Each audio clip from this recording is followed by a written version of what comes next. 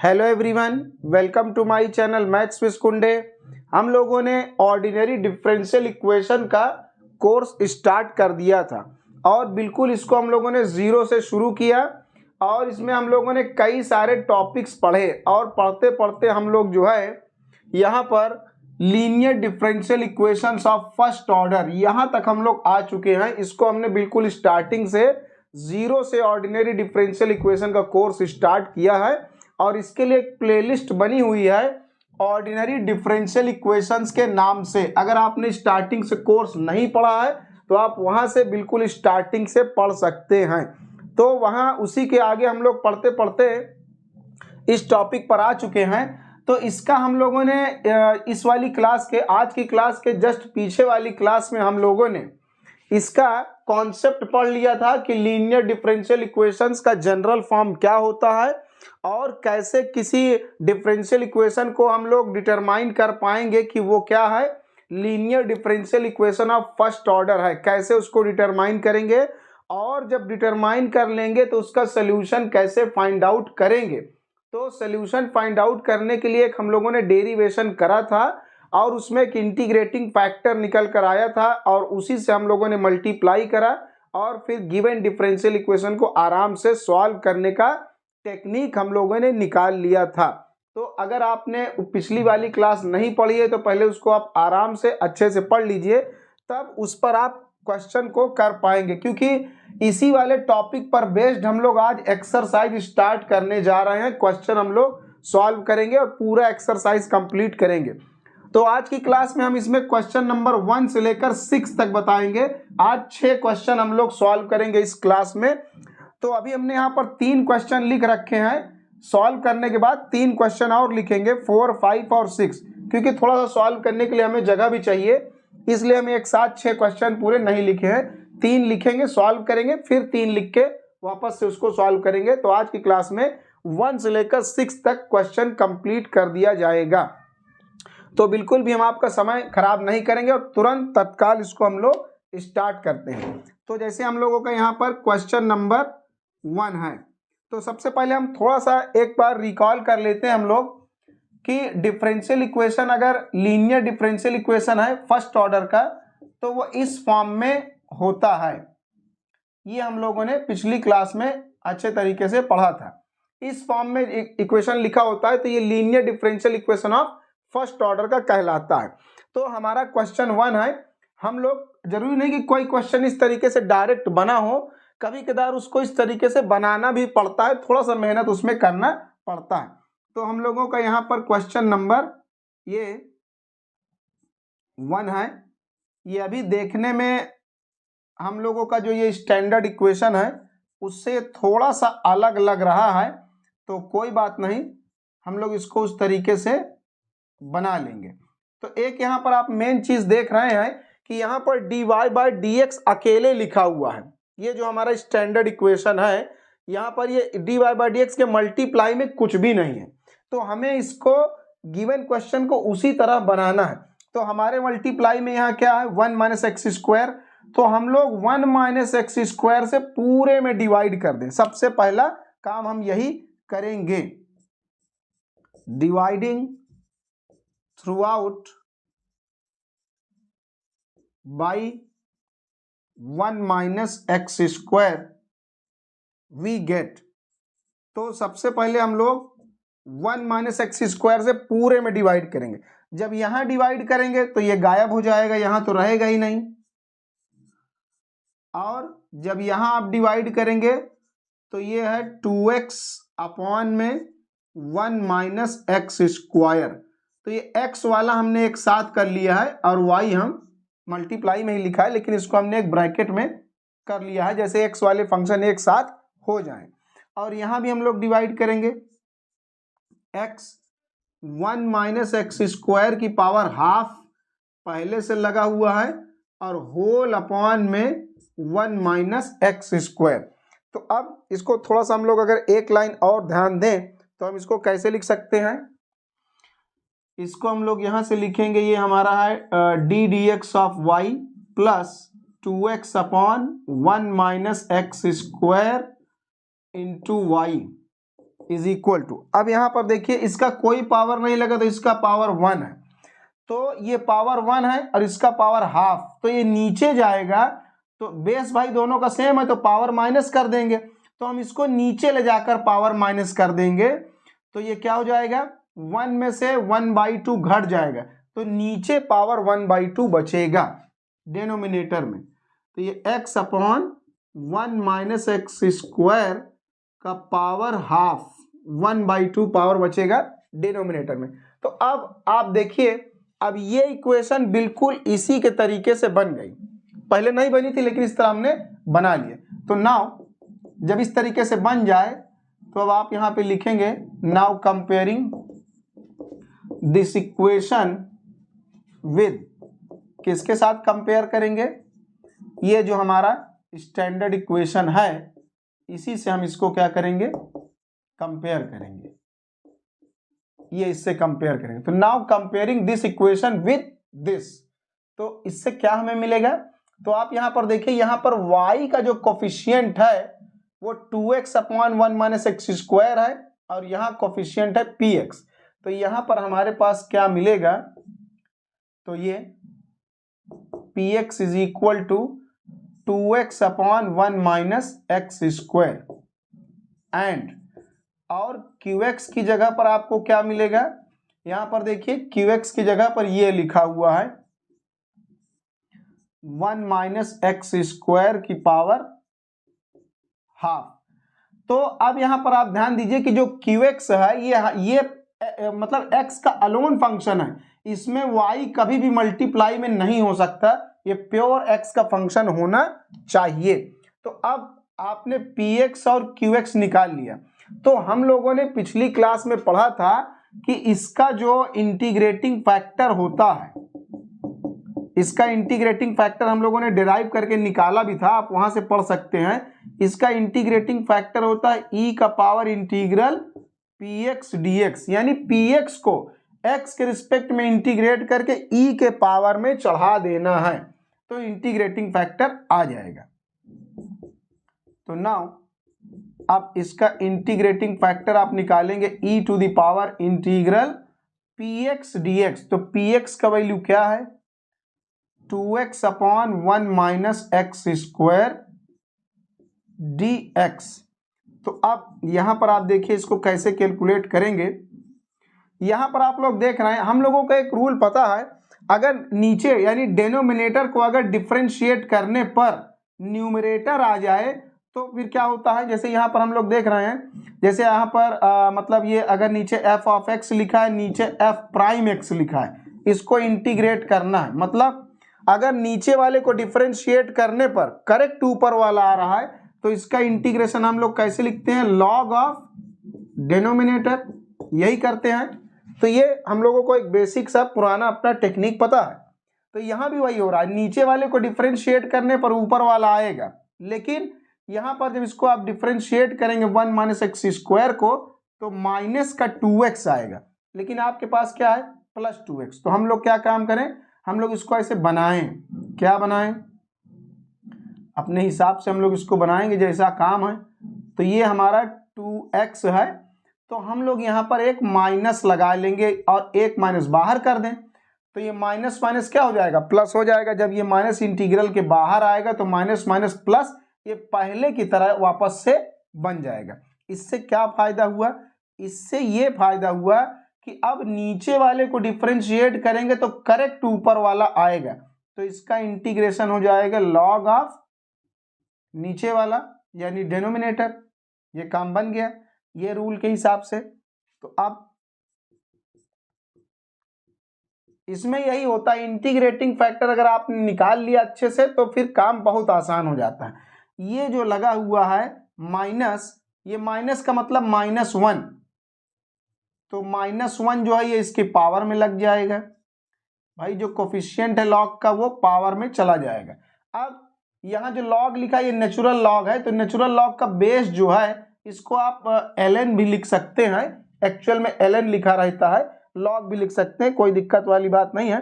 तो यहाँ पर इसका नेचुरल लॉग है उसका बेस e होता है, तो लॉग का जो बेस है वो और log जिस नंबर के ऊपर चढ़ के बैठा है वो अगर सेम है तो e और log पूरा कैंसिल हो जाता है, केवल ये अंदर का ये वैल्यू बचता है बस। तो ये हम लोगों का जो रूल है वो हम लोग यहाँ यूज कर ले रहे हैं। ये हो गया, तो अब ये नीचे आ जाएगा तो इसकी पावर प्लस में हो जाएगी। ये हमारा एक सुंदर सा इंटीग्रेटिंग फैक्टर निकल कर आ गया। तो ये हम लोगों ने अपना इंटीग्रेटिंग फैक्टर निकाल लिया है। अब जब इंटीग्रेटिंग फैक्टर निकाल लेंगे तो ये आपने अभी आराम से समझ लिया कि इंटीग्रेटिंग फैक्टर कैसे निकालना है। बस कंपेयर करके px और qx निकाल लेंगे और px को इंटीग्रेट करके e के पावर चढ़ा देंगे तो इंटीग्रेटिंग फैक्टर आ गया। तो एक काम तो आपने करा कि इंटीग्रेटिंग फैक्टर आपने फाइंड आउट कर लिया। तो बस अब सोल्यूशन में कोई देरी नहीं है। इंटीग्रेटिंग फैक्टर निकालने के बाद सोल्यूशन बहुत आराम से आ जाता है। तो सोल्यूशन के लिए हम लोगों ने क्या लिखा था वो भी हम बता दें। जैसे सोल्यूशन के लिए हम लोगों ने पिछली क्लास में लिखा था कि सोल्यूशन हम लोग ऐसे लिखते हैं, हम लोगों ने लिखा था y is equal to E का पावर माइनस का इंटीग्रल px dx और यहाँ पर इंटीग्रल के अंदर qx और e का पावर इंटीग्रल px dx। इस पूरे को इंटीग्रेट करना है with respect to x plus एक कांस्टेंट। ये हमने पिछली क्लास में डिराइव करके आपको बता रखा है पहले से ही कि इस तरीके से आप इसको y का वैल्यू लिखेंगे तो ये सोल्यूशन आपका आ जाएगा। या तो इसको आप ऐसे भी लिख सकते हैं, थोड़ा सा उस तरीके से भी लिख सकते हैं। अगर इसको हम इस साइड ले आए तो ये पहले अपॉन में आएगा, फिर ऊपर आने पर यहाँ पर पावर प्लस में हो जाएगी। तो आप इसको ऐसे भी लिख सकते हैं। तो जब ये इधर आ जाएगा तो उधर इंटीग्रल में बचेगा qx और e का power integral px dx plus एक कांस्टेंट। यहाँ इसे x के रिस्पेक्ट में इंटीग्रेट करना है। तो आप चाहे ऐसे लिखें या इस तरीके से लिख सकते हैं। बाद में सॉल्व करने के बाद सब कुछ उधर भगा दिया जाएगा तो y का वैल्यू आ जाएगा। तो इस तरीके से लिखा जाए या इस तरीके से, कोई दिक्कत वाली बात नहीं। लेकिन हम हमेशा से इसी तरह करते आए हैं तो हम इस तरीके से लिखेंगे और आराम से सोल्यूशन इसका हम लोग निकालेंगे। आप चाहे ऐसे भी लिख सकते हैं, कोई दिक्कत वाली बात नहीं है। तो ये अपने प्रैक्टिस की बात है, उससे बाकी कोई फर्क पड़ता नहीं है। तो अब देखिए यहाँ पर ये एक्चुअल में ये जो लिखा होता है ये इंटीग्रेटिंग फैक्टर होता है। जैसे यहाँ पर देखिए e का पावर इंटीग्रल जो हमने निकाला यहाँ से px dx, ये वही तो है। यहाँ जो हम लोगों ने निकाला e का पावर इंटीग्रल px dx यही है। तो ये इंटीग्रेटिंग फैक्टर ही यहाँ मल्टीप्लाई होता है y इंटू इंटीग्रेटिंग फैक्टर। अगर इसको आप आसान भाषा में समझें तो ये यही तो है। y में इंटीग्रेटिंग फैक्टर का मल्टीप्लाई करा आपने और यहाँ qx लिखकर फिर अंदर इंटीग्रेटिंग फैक्टर आपने मल्टीप्लाई करा। तो कुल मिलाकर आसान भाषा में यही तो है। तो करना कुछ नहीं है। जब इंटीग्रेटिंग फैक्टर आप इस तरह कैलकुलेट कर लें तो y into integrating factor is equal to qx into integrating factor. qx को इंटीग्रेटिंग फैक्टर से मल्टीप्लाई करके x के रिस्पेक्ट में आप इंटीग्रेट कर दीजिए अब प्लस c। तो ये आसान सा काम है बिल्कुल। कुल मिलाकर यही बात है, ये इंटीग्रेटिंग फैक्टर ही तो है।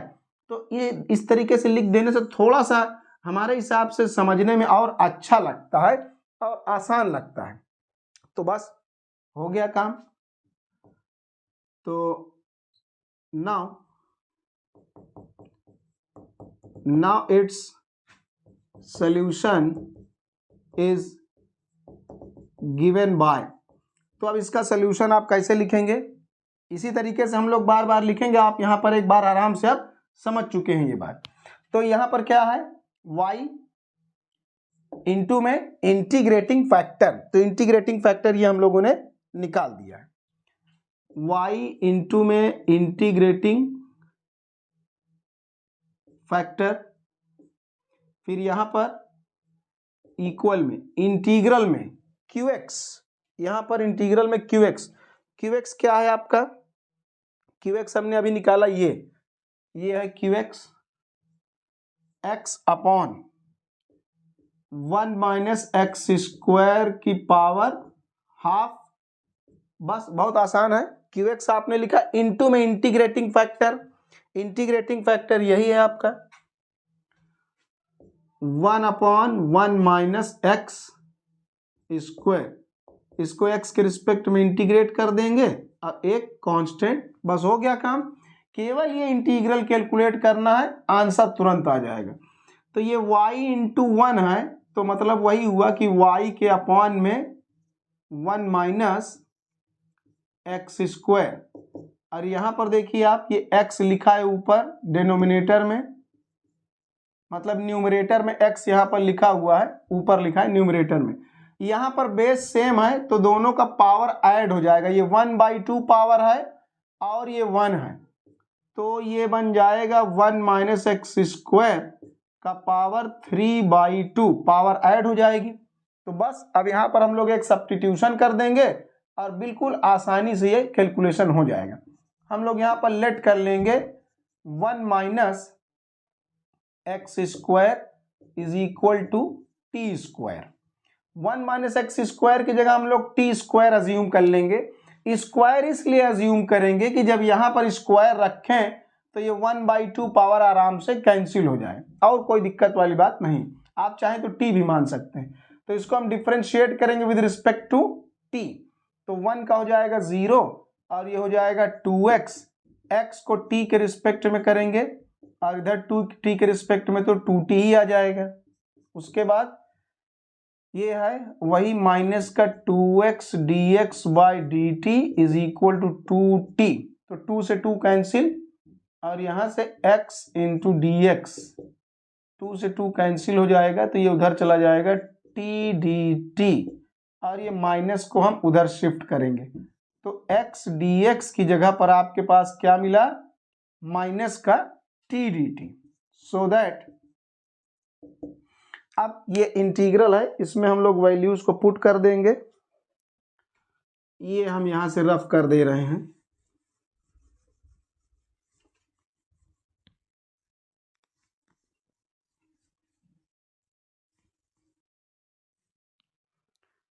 ये हो गया। सो दैट इसलिए ये जो यहां पर लिखा हुआ है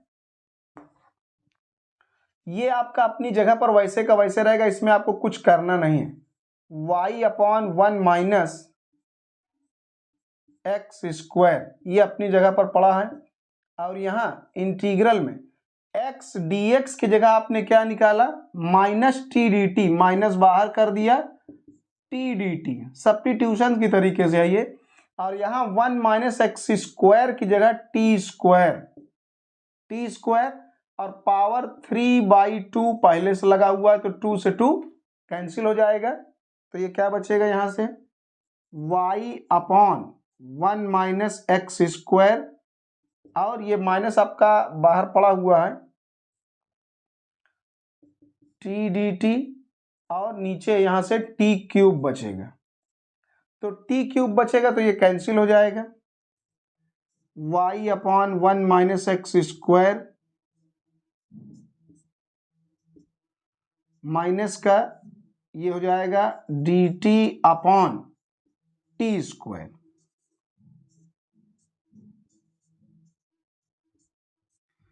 तो 1/t स्क्वायर का इंटीग्रेशन -1/t, तो माइनस माइनस प्लस का 1/t, और जो कांस्टेंट ये आपका लगा हुआ है प्लस में, यहां पर जो कांस्टेंट लगा है प्लस c, वो कांस्टेंट आपका साथ में चलता रहेगा, इसमें कोई दिक्कत वाली बात नहीं है। ये आप यहां पर जान रहे होंगे 1/t स्क्वायर को जब इंटीग्रेट करते हैं तो -1/t आता है, वही पावर रूल से t जब ऊपर आएगा तो t का पावर -2, तो इसमें क्या करेंगे इंटीग्रेशन करने के लिए यही पावर एक जोड़ देंगे और अपॉन में आ जाएगा, तो t का पावर -1 अपॉन -1, तो ये नीचे जाएगा, तो 1/t माइनस लगा ही हुआ है, चाहे तो माइनस यहाँ लगा दें, तो वही मतलब हुआ, ये 1/t स्क्वायर लिखा था, तो 1/t स्क्वायर का इंटीग्रल -1/t, वही अपना पावर रूल के हिसाब से आ जाता है। तो बस हो गया, एक लाइन इसको और सॉल्व कर लेंगे, 2 लाइन आंसर आ जाएगा। तो यहाँ पर 1/t, t का वैल्यू क्या है? t का वैल्यू अगर आप यहां से निकालेंगे तो जब t का वैल्यू निकालेंगे तो अंडर रूट में आ जाएगा, अंडर रूट में 1 माइनस एक्स स्क्वायर प्लस सी। वैसे हम यहाँ पर आपको एक एक स्टेप प्रॉपर करके दिखा रहे हैं। अगर आप कोई स्टेप जान रहे हैं पहले से तो अच्छी बात है, आप उसको स्किप भी कर सकते हैं। हालांकि हम बिल्कुल एक एक स्टेप बिल्कुल डिटेल्ड, छोटी से छोटी चीज़ भी अपने तरफ से बताने की कोशिश कर दे रहे हैं कि एकदम डिटेल बिल्कुल। अगर आप बिल्कुल स्टार्टिंग से भी नहीं पढ़े हैं, बेसिक्स भी आप मान लीजिए नहीं पढ़े, तब भी आपको आराम से समझ में आ जाए, हम इस हिसाब से बताने की कोशिश आपको कर रहे हैं। अब क्या करना है, अब इसको और सिंप्लीफाई करने के लिए 1 माइनस एक्स स्क्वायर से पूरे में मल्टीप्लाई कर देंगे, 1 माइनस एक्स स्क्वायर से। तो जब यहाँ पर मल्टीप्लाई करेंगे 1 माइनस एक्स स्क्वायर ऊपर, तो ये तो गायब हो जाएगा। या तो वही बात है, ये इधर चला जाएगा तो यहाँ भी मल्टीप्लाई होगा और यहाँ भी मल्टीप्लाई होगा, तो ये यहाँ पर मल्टीप्लाई हो जाएगा। तो 1 minus x square upon under root 1 minus x square plus, ये इधर भी, ये यहाँ भी मल्टीप्लाई होगा और सी में भी मल्टीप्लाई होगा, ये हो गया। अब यहाँ पर आप देखिए, इसको आप 2 बार लिख सकते हैं,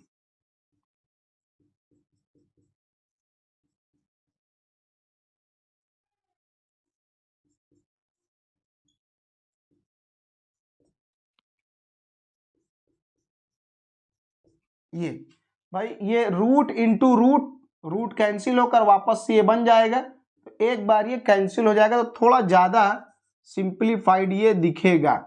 तो इस तरीके से ये आपका रिक्वायर्ड आंसर आ जाएगा। इसको हम थोड़ा सा पहले लिख दें, जो बिना अंडर रूट वाला है, रूट वाला थोड़ा सा कॉम्प्लिकेटेड है तो उसको हम बाद में लिख दे रहे हैं, कहीं भी लिख सकते हैं, कोई दिक्कत वाली बात नहीं है।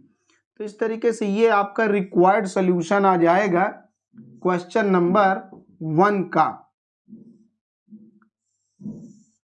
ये आपका फाइनल एंड रिक्वायर्ड सॉल्यूशन है क्वेश्चन नंबर 1 का। उसके बाद क्वेश्चन नंबर 2 है हमारा। तो क्वेश्चन नंबर 2 भी थोड़ा दूसरे टाइप से लिखा हुआ है, तो इसको भी हम लोग अपना वही जो फॉर्म बताया गया है उसी फॉर्म में इसको चेंज करेंगे। तो ये इस तरीके से हम लोगों ने देखा यहाँ पर कि अपना इसका स्टैंडर्ड फॉर्म इस तरीके से है ये। अच्छा, इसमें कभी कभी ये भी होता है, यहाँ पर आप देख रहे हैं कि ये इस तरीके से नहीं बन पाएगा, यहाँ पर इसको dx के अपॉन में जब dy लाएंगे तब वो बनेगा। तो इसका एक दूसरा फॉर्म भी है, अगर डिपेंडेंट वेरिएबल y है तो इस तरीके से लिखा जाएगा, और अगर डिपेंडेंट वेरिएबल आपका x है तो फिर आप ऐसे लिखेंगे। तो यहाँ पर भाई x और y का पोजीशन बदल जाएगा, यहाँ पर y डिपेंडेंट था, यहाँ x डिपेंडेंट है। अगर x डिपेंडेंट है तो यहाँ पर p जो है y का फंक्शन होगा और यहाँ पर y की जगह पर x होगा, और यहाँ q भी y का फंक्शन होगा। तो बस, तो इसके लिए हम लोग कैसे सोल्यूशन लिखते थे, इसके लिए हम लोग सोल्यूशन लिखते हैं y इंटू इंटीग्रेटिंग फैक्टर और इज इक्वल टू इंटीग्रल में qx इंटू में इंटीग्रेटिंग फैक्टर प्लस c। तो इसके लिए आप उसी तरीके से लिखेंगे x इंटू इंटीग्रेटिंग फैक्टर, तो यहाँ पर x है तो यहाँ पर py लिखा जाएगा, y वाले में x लिखते हैं और x वाले में y, is equal to integral में यहाँ पर आप लिखेंगे qy और e to the power integral py dy plus c। तो इसी को हम एक आसान लैंग्वेज में वही कहा जाता है कि ये एक्चुअल में ये इंटीग्रेटिंग फैक्टर ही होता है। तो ये थोड़ा देखने में कॉम्प्लिकेटेड ज़्यादा लग सकता है, तो याद करने के लिए एक बढ़िया तरीका है कि x इंटू में इंटीग्रेटिंग फैक्टर और यहाँ इंटीग्रल में यहाँ पर जो qy लिखा है इंटू में इंटीग्रेटिंग फैक्टर, इसको जो भी है y के रिस्पेक्ट में इंटीग्रेट कर देंगे प्लस c। अब ये y का फंक्शन है तो y के रिस्पेक्ट में इंटीग्रेट होगा, और ये x का फंक्शन है तो x के रिस्पेक्ट में इंटीग्रेट होगा। तो अगर y डिपेंडेंट वेरिएबल है तो आप ऐसे सोल्यूशन निकालेंगे, अगर x डिपेंडेंट वेरिएबल है तो इस तरीके से सोल्यूशन आप निकालेंगे। तो जो क्वेश्चन नंबर 2 है वो इसी तरह बनेगा। देखिए जैसे यहाँ पर ये लिखा हुआ है क्वेश्चन नंबर 2 हमारा है, इसको हम लोग पहले यहाँ नोट कर ले रहे हैं। ये dx के अपॉन में हम यहाँ पर ले आ रहे हैं dy, और ये 1 प्लस वाई स्क्वायर इधर डिवाइड में आ जाएगा। तो जब डिवाइड करेंगे तो इसमें भी डिवाइड होगा, इसमें भी डिवाइड होगा। तो tan इनवर्स y के अपॉन में 1 प्लस वाई स्क्वायर और माइनस इधर x के अपॉन में भी 1 प्लस वाई स्क्वायर। तो ये दोनों में अलग अलग डिवाइड हो गया। इसको हम इधर पकड़ के ले आएंगे तो ये प्लस में हो जाएगा, ये इस साइड शिफ्ट हो जाएगा। इसको हम थोड़ा इस तरीके से लिखेंगे, ऐसे 1 अपॉन 1 प्लस, ये इधर आएगा तो प्लस में हो गया, तो 1 अपॉन 1 प्लस वाई स्क्वायर, यानी वाई वाला हम अलग ब्रैकेट में कर लेंगे, एक्स को बाहर, और इधर ये अपने जगह पर चुपचाप पड़ा रहेगा। तो ये डिपेंडेंट वेरिएबल y के लिए मतलब डिपेंडेंट वेरिएबल x के लिए ये हमारा डिफरेंशियल इक्वेशन बन गया।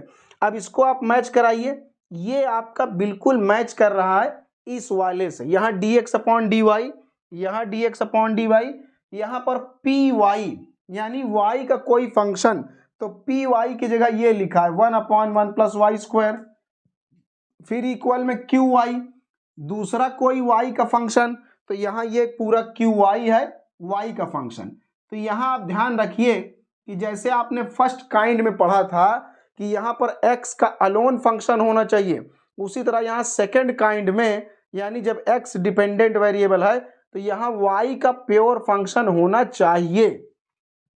तो ये y का प्योर फंक्शन है, तो ये वाला जो है हमारा इस पैटर्न पर है, तो इसका सोल्यूशन ऐसे लिखा जाएगा।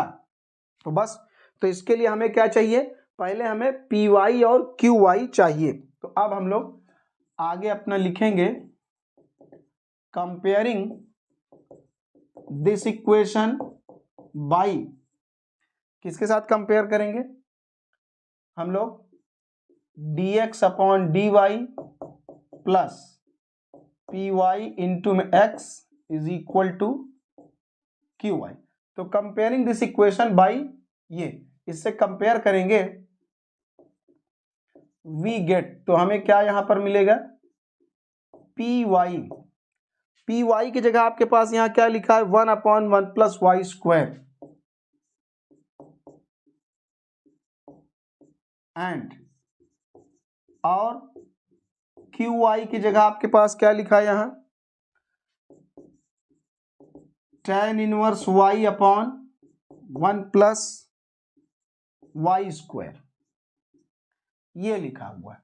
तो ये लिखा है, तो बस अब हम लोग क्या करेंगे, इसका इंटीग्रेटिंग फैक्टर पहले फाइंड आउट करेंगे। तो नाउ इसका इंटीग्रेटिंग फैक्टर कैसे निकलेगा, e का पावर इंटीग्रल py dy, जैसे हम लोगों ने क्वेश्चन नंबर 1 में किया था, इंटीग्रेटिंग फैक्टर इंटीग्रल e का पावर px dx था, तो यहाँ py dy रहेगा, यहाँ पर वेरिएबल चेंज हो गया है।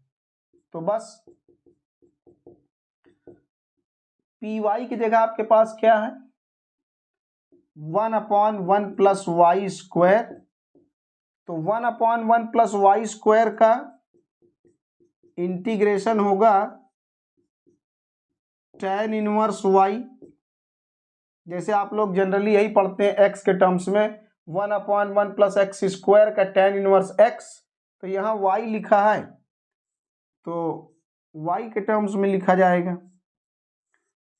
तो बस ये हो गया इंटीग्रेटिंग फैक्टर। अब आराम से हम लोग इसका सोल्यूशन निकाल लेंगे। तो अभी हम लोगों ने क्या देखा, चाहे इतना पूरा इतना बड़ा सा लिखा जाए, या तो हम लोग यही लिख देते हैं कि जो ये है इसकी जगह e का पावर इंटीग्रल py dy, इसी को तो हम लोग कैलकुलेट करते हैं और इसी को क्या बोलते हैं, इंटीग्रेटिंग फैक्टर बोलते हैं। तो सोल्यूशन कैसे निकलेगा, x इंटू इंटीग्रेटिंग फैक्टर बराबर में qy integrating factor dy is equal to मतलब प्लस c, तो ये इसमें सोल्यूशन आ जाएगा। तो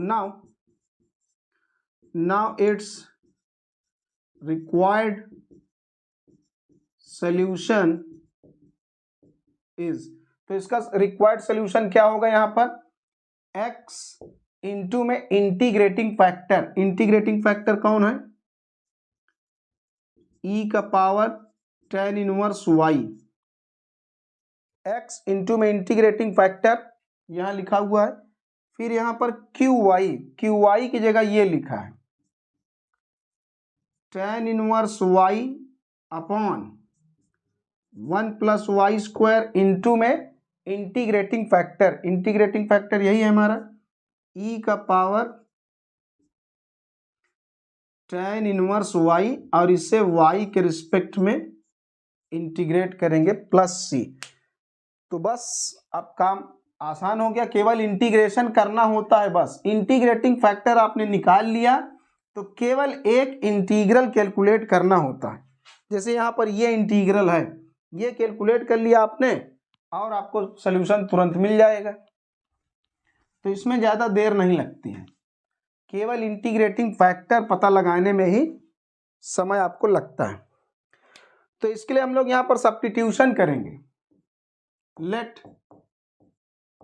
tan inverse y is equal to t।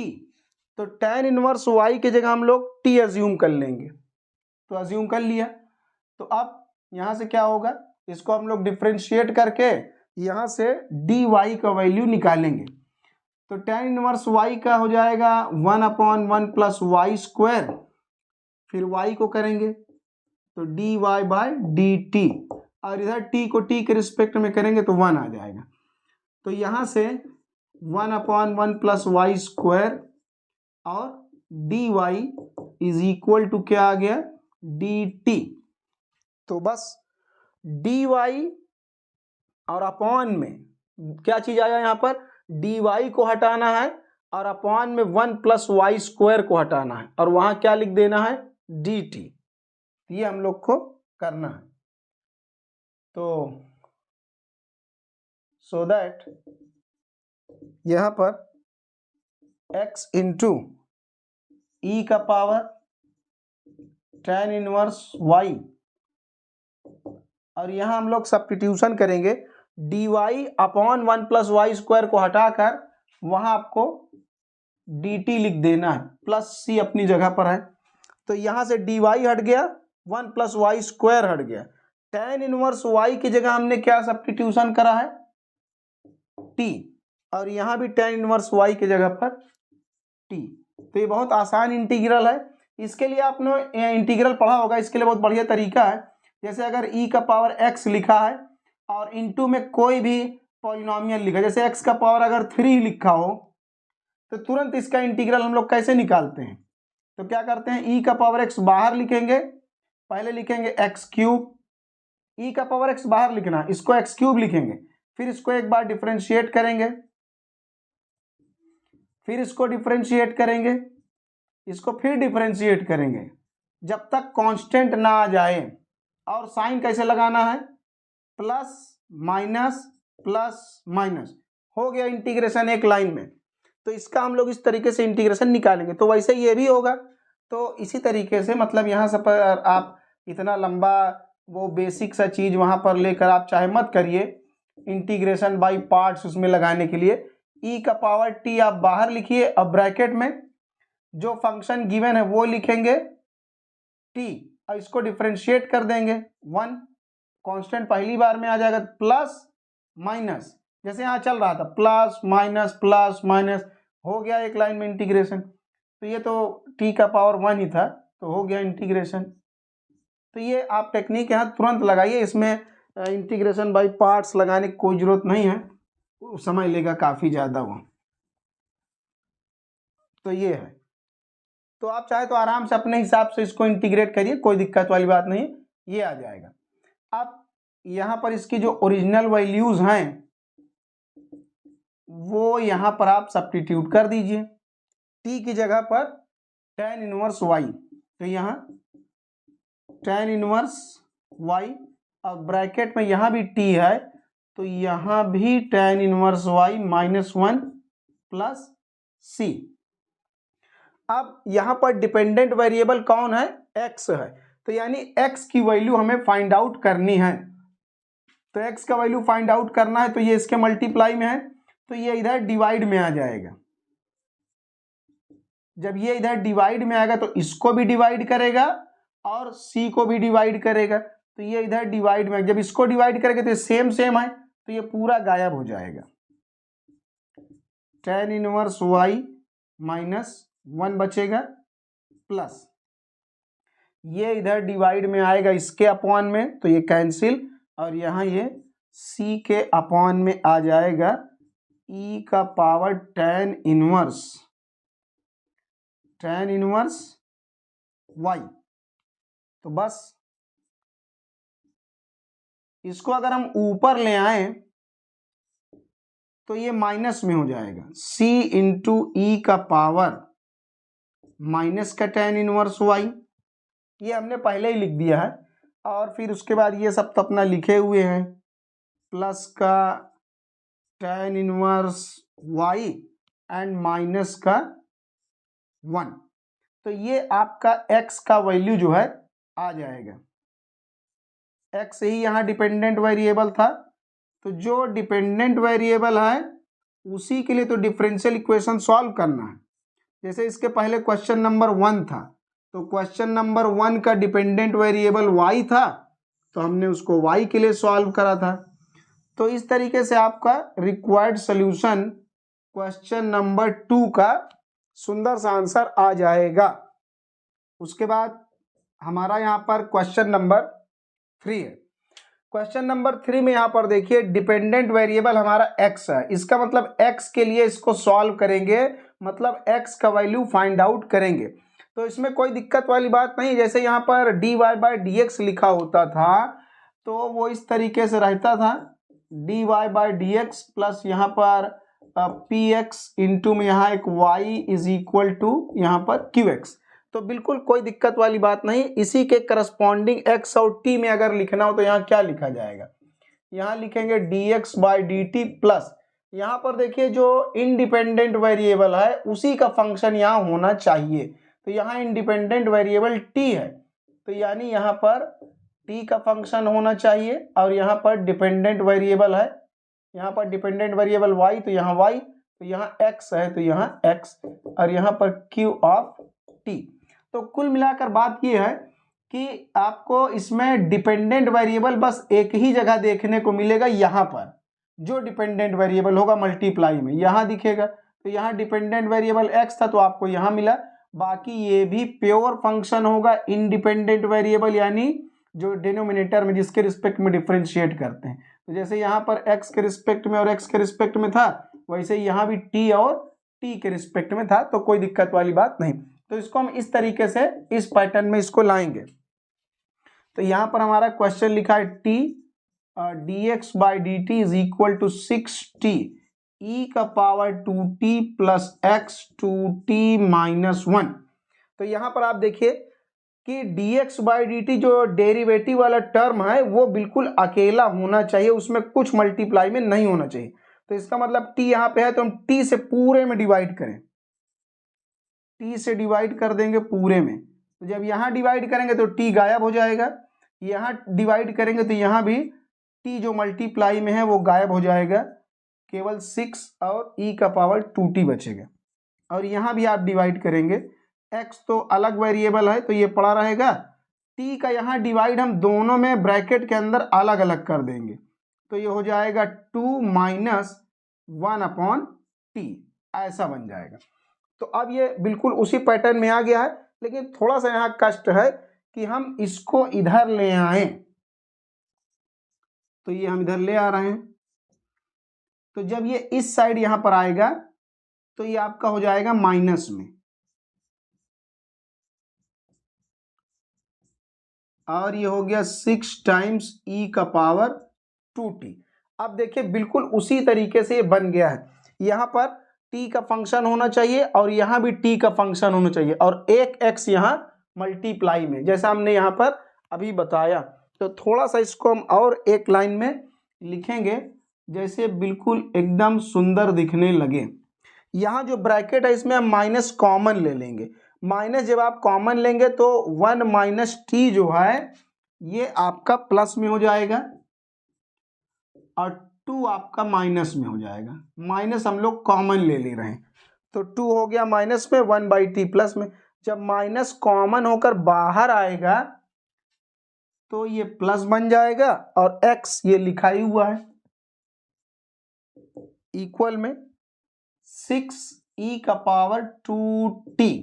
अब देखिए, अब इसकी शक्ल बिल्कुल इससे करेक्ट मैच करने लगी है। तो ऑन कंपैरिजन विद इक्वेशन, कौन सा इक्वेशन, ये जो इसी के x और t के फॉर्म में लिखा है इससे कंपेयर करेंगे। तो on comparison with equation this we get, हमें क्या मिलेगा, pt। तो pt के बराबर यहां पर क्या मिलेगा, 1/t - 2 एंड, और qt के बराबर में क्या मिलेगा, qt के बराबर में मिलेगा 6e⁻²t। बस, तो अब इसका हम लोग इंटीग्रेटिंग फैक्टर निकालेंगे। तो नाउ इंटीग्रेटिंग फैक्टर कैसे निकलेगा, e का पावर इंटीग्रल में जो भी p वाला फंक्शन हो। तो जैसे यहाँ पर pt है तो उसको जो है t के रिस्पेक्ट में इंटीग्रेट करेंगे। जैसे px था तो x के रिस्पेक्ट में, तो pt है तो t के रिस्पेक्ट में इंटीग्रेट होगा, जो भी वेरिएबल होगा उसी के रिस्पेक्ट में। तो यहाँ p का वैल्यू क्या है, 1/t - 2 dt। तो 1/t का क्या होगा, log ऑफ t और -2 का 2t। ये हो गया इंटीग्रेशन। इसको हम लोग अलग अलग कर देंगे, e का पावर log ऑफ t अलग हो जाएगा और इनटू में e का पावर -2t अलग। भाई बेस सेम है, दोनों फिर से जुड़ जाएंगे तो इसी तरह बनेंगे। लेकिन यहाँ पर लॉग, यहाँ नेचुरल लॉग है तो यानी इसका बेस ई रहा होगा। तो जो लॉग का बेस है और लॉग जिसके ऊपर चढ़ के बैठा है दोनों सेम है, तो कुल मिलाकर ये कैंसिल हो जाएगा। तो केवल यहाँ से टी बचेगा, केवल टी बचेगा। तो टी इंटू ई का पावर -2t, ये क्या आ गया आपका, इंटीग्रेटिंग फैक्टर आ गया। तो ये हमने इसका इंटीग्रेटिंग फैक्टर निकाल लिया है। अब इसको आप आराम से सॉल्यूशन निकाल सकते हैं इसकी हेल्प से। तो नाउ थोड़ा सा इसके लिए हम लोग जगह वगह बना लें। तो now the required solution is, तो रिक्वायर्ड सॉल्यूशन क्या होगा, x, क्या लिखेंगे हम लोग, पहले x इंटू में जो भी इंटीग्रेटिंग फैक्टर होगा, फिर यहां पर qt और जो भी इंटीग्रेटिंग फैक्टर होगा with respect to t plus c, ऐसे ही लिखा जाएगा। तो बस हो गया। यहां इंटीग्रेटिंग फैक्टर क्या है, t इंटू e का पावर -2t, और यहां पर qt की जगह क्या है हमारे पास, 6e का power 2t into integrating factor t e का power -2t dt plus c। तो ये बन जाएगा xt e का पावर -2t। अब यहाँ पर ये 6 जो है कांस्टेंट है, ये बाहर आ जाएगा और ये केवल t बचेगा, क्योंकि e का पावर 2t और e का पावर -2t जब जोड़ा जाएगा तो e का पावर 0 यानी 1 हो जाएगा वो। तो बस ये तो बिल्कुल आसान सा इंटीग्रल था, इसमें कोई ज़्यादा कैलकुलेशन भी नहीं है। 6 अपनी जगह पर है और टी का हो जाएगा t² / 2 + c, ये कैंसिल, तो यहाँ बचेगा 3। तो x × t e⁻²t बराबर में 3t² + c बचेगा। e⁻²t को हम इधर ले जाएंगे, ये अपॉन में जाएगा, e⁻²t उसको बाद ऊपर ले आ देंगे तो ये प्लस में आ जाएगा। यहां पर हम लोगों को निकालना है x का वैल्यू, तो हम लोग चाहे तो इधर t को अपॉन में कर दें, तो जब t इसके अपॉन में आएगा तो 3t बनेगा और c के अपॉन में t थोड़ा सा कम सुंदर लगेगा, इसलिए आप चाहें तो t को यहीं पड़ा रहने दें, कोई दिक्कत वाली बात नहीं है। चाहे तो आप उधर ले जाकर इसको डिवाइड कर सकते हैं, लेकिन जब वो c के अपॉन में t हो जाएगा या तो ऊपर ले आएंगे तो t का पावर फिर -1 दिखेगा, तो थोड़ा सा उसकी सुंदरता खराब हो जाएगी, इसलिए ऐसे ही पड़ा रहने दें, कोई दिक्कत वाली बात नहीं। तो ये क्वेश्चन नंबर 3 कंप्लीट हो गया। तो क्वेश्चन नंबर 1, 2 और 3 हम लोगों ने कंप्लीट कर लिया है, और उसके बाद ये 4, 5 और 6 लिखा है, इसको भी हम लोग कंप्लीट कर लेंगे। तो आज की क्लास में हमारा 1 से लेकर 6 तक हो जाएगा। तो क्वेश्चन नंबर 4 अब हम लोगों का यहाँ पर गिवन है, तो यहाँ पर लिखा है x y', तो इसका मतलब वही है,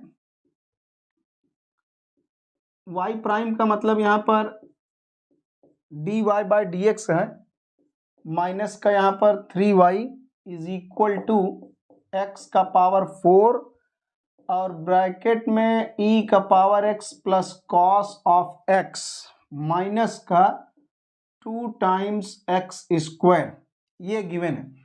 तो अभी हम लोग यहाँ पर देख रहे हैं कि अपने स्टैंडर्ड फॉर्म में ये नहीं है, तो इसलिए क्या करें, हम लोग x से पूरे में डिवाइड करें। तो x से जब पूरे में इसको डिवाइड करेंगे तो यहाँ से तो x गायब हो जाएगा और यहाँ से 3 के अपॉन में x आ जाएगा इंटू में y। तो ये माइनस को हम इसी के साथ में लगा दे रहे हैं और यहाँ पर कर दे रहे हैं प्लस, तो dy/dx प्लस ये हमारा px बन जाएगा इंटू में y इक्वल में, हम लोग x से पूरे में डिवाइड कर रहे हैं, तो यहाँ x का डिवाइड हो गया, जब यहाँ x का डिवाइड होगा तो x³ बन जाएगा और इस वाले टर्म में डिवाइड हो गया, इसमें भी डिवाइड होगा, तो ये बन जाएगा 2x। तो अब इसको कंपेयर करें हम लोग कौन से इक्वेशन से, dy/dx plus px × y = qx से। ऑन कंपैरिजन वी गेट, तो हम लोग इसको जब कंपेयर करेंगे तो px की जगह पर क्या मिलेगा, माइनस का 3/x एंड, और qx की जगह हमें ये पूरा इतना मिलेगा, x³ e⁻x + cos(x) - 2x, ये पूरा qx की जगह पर है। तो जब px और qx आप कंपेयर करके निकाल लें तो उसके बाद इंटीग्रेटिंग फैक्टर e का पावर इंटीग्रल px dx, तो px की जगह पर -3/x, तो ये माइनस का 3 तो कांस्टेंट है, वो अपनी जगह पर पड़ा रहेगा, 1/x का इंटीग्रेशन यहाँ log of x होगा, तो ये -3 log की पावर में आ जाएगा। अब e से log कैंसिल हो गया तो x का पावर -3, तो ये कुल मिलाकर एक सुंदर सा इंटीग्रेटिंग फैक्टर या अपॉन में आकर प्लस में बन जाएगा, तो इंटीग्रेटिंग फैक्टर इसका आ जाएगा 1/x³। तो बस now the required solution is, तो रिक्वायर्ड सॉल्यूशन कैसे निकलेगा, यहां पर हम लोग देख रहे हैं हम लोग का डिपेंडेंट वेरिएबल यहां पर y है, y डिपेंडेंट वेरिएबल है, तो रिक्वायर्ड सोल्यूशन क्या होगा, y इंटू में जो भी इंटीग्रेटिंग फैक्टर हो और यहाँ पर फिर qx इंटू में जो भी इंटीग्रेटिंग फैक्टर होगा उसे x के रिस्पेक्ट में इंटीग्रेट करेंगे प्लस c। तो यही हम लोगों को करना है। तो y इंटू इंटीग्रेटिंग फैक्टर क्या है, 1/x³ और यहाँ पर qx की जगह पर ये पूरा x³ ब्रैकेट में e का power x plus cos of x minus 2x, ये पूरा qx है, इंटू में इंटीग्रेटिंग फैक्टर क्या है 1/x³ प्लस c। तो अब यहाँ पर आप देखिए इसमें क्या होगा, तो ये तो अपना y के अपॉन में x³ पड़ा रहेगा चुपचाप। यहाँ पर जब x³ अंदर मल्टीप्लाई होगा तो इस टर्म में अलग मल्टीप्लाई होगा और इसमें अलग, यहाँ ये अलग अलग टर्म है, ये पूरा अलग माइनस लगाकर 2x अलग। तो x³ जब इसमें मल्टीप्लाई होगा तो x³ अपॉन x³ कैंसिल हो जाएगा, तो केवल e का power x plus cos of x बचेगा बस।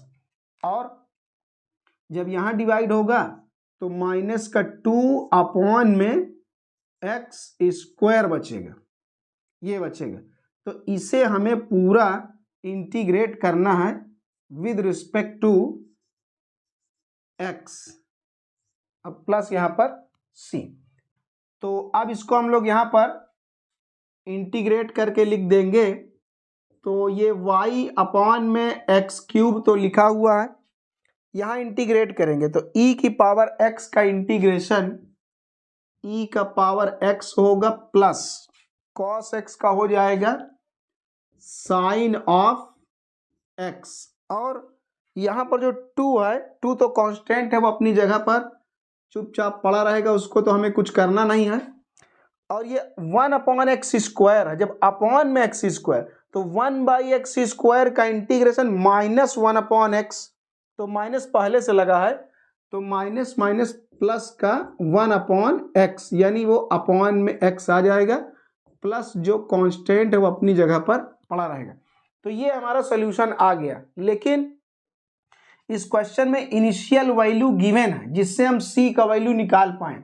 एक्चुअल में जब c का वैल्यू अभी पता नहीं है तो ये हमारा जनरल सोल्यूशन है, क्या है, जनरल सोल्यूशन। लेकिन जब हम लोग इनिशियल वैल्यू पुट करके c का वैल्यू निकाल लेंगे तो वो हो जाएगा पर्टिकुलर सोल्यूशन। तो ये पर्टिकुलर सोल्यूशन निकालने के लिए इनिशियल वैल्यू गिवन है, तो इसका नाम हम लोग लिख दे रहे हैं इक्वेशन 1। तो यहाँ पर हम इनिशियल वैल्यू पुट करेंगे, putting x is equal to pi. यहाँ पर जो y के अंदर ये लिखा हुआ है ये x का वैल्यू होता है, क्योंकि y जो है x के रिस्पेक्ट में डिफरेंशिएट किया जा रहा है, यानी y x का फंक्शन है। तो ये जो अंदर लिखा है ये x का वैल्यू है, तो x की जगह पाई पुट करना है और y के बराबर में ये इतना पूरा तो दिया ही है। तो putting x is equal to pi and y is equal to e का पावर पाई प्लस 2/पाई और होल ब्रैकेट के बाहर π³।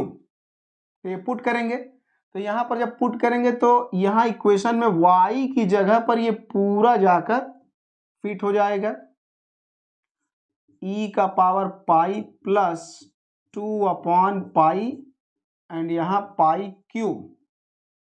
ये हमने y का वैल्यू यहाँ पुट करा और x की जगह क्या रखना है, पाई। तो यहाँ अपॉन में x की जगह पर पाई रख देंगे तो π³ बन जाएगा, और इक्वल में यहाँ भी x की जगह पर पाई, और यहाँ पे जब लिखेंगे x की जगह पर पाई तो साइन पाई का वैल्यू 0, और यहाँ 2/x, x की जगह पर भी पाई प्लस c। तो ये π³ से π³ कैंसिल, e का पावर पाई प्लस 2/पाई, और इधर भी e का पावर पाई प्लस 2/पाई। तो ये पूरा कैंसिल हो जाएगा इस साइड आने के बाद। तो यहाँ से हमें c बराबर क्या मिला, 0। तो ये c की वैल्यू हम लोगों को कंफर्म हो गई कि यही होगी। तो इसको उठाकर हम लोग इक्वेशन 1 में पुट कर देंगे, सो दैट इक्वेशन 1 बिकम्स, तो इक्वेशन 1 क्या बन जाएगा, y अपॉन x cube is equal to e का power x plus sine of x plus 2 upon x plus c की जगह पर 0। अब ये पूरा एक्स क्यूब यहाँ इसके पूरा मल्टीप्लाई में आ जाएगा, c की जगह तो 0 हो गया। तो यहाँ पर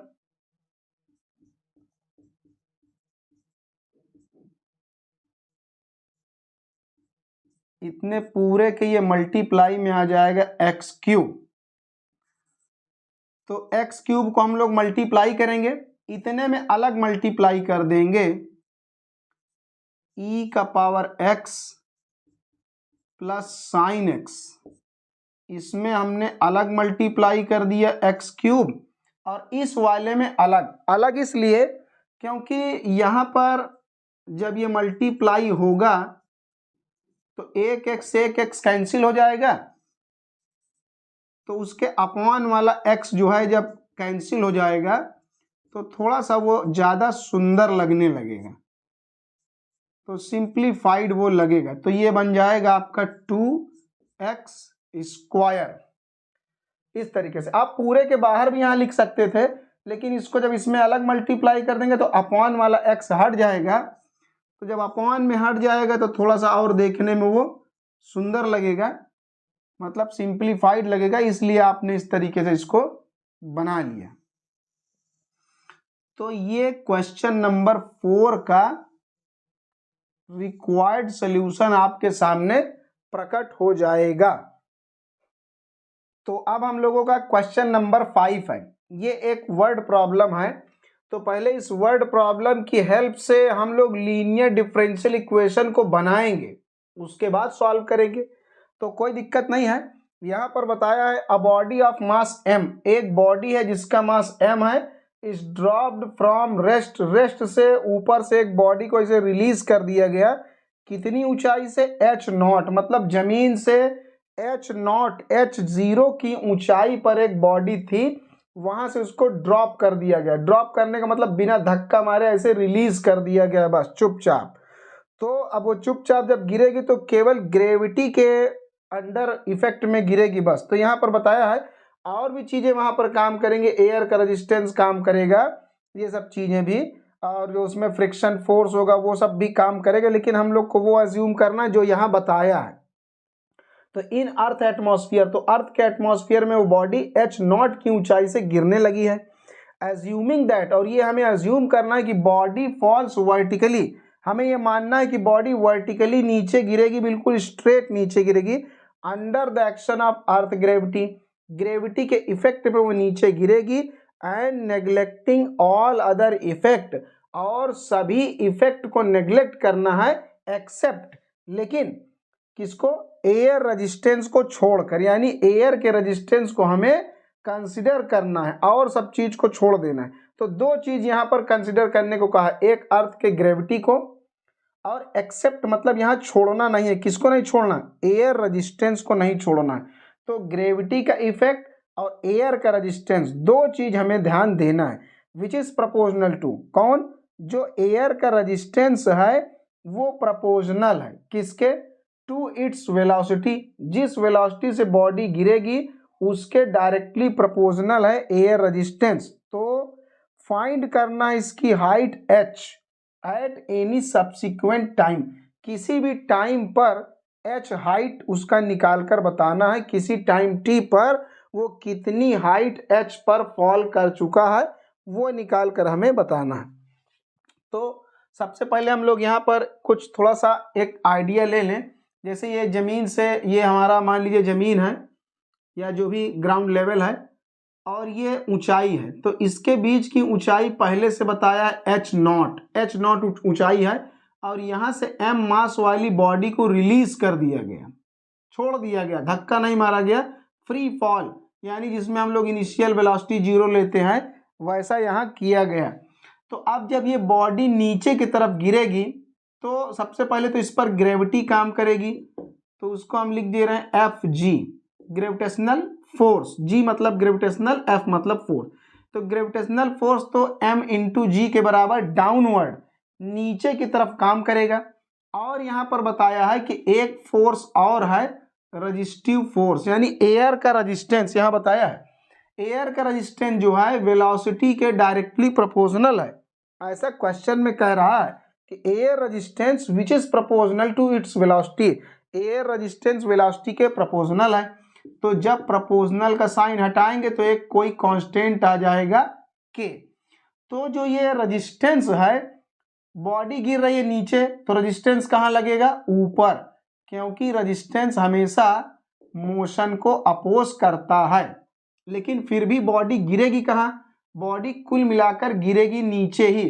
तो इसका मतलब ग्रेविटेशनल फोर्स हमारा एफ जी नीचे काम करेगा, रजिस्टेंस एयर का ऊपर काम करेगा, लेकिन फिर भी कुल मिलाकर बॉडी गिरेगी नीचे।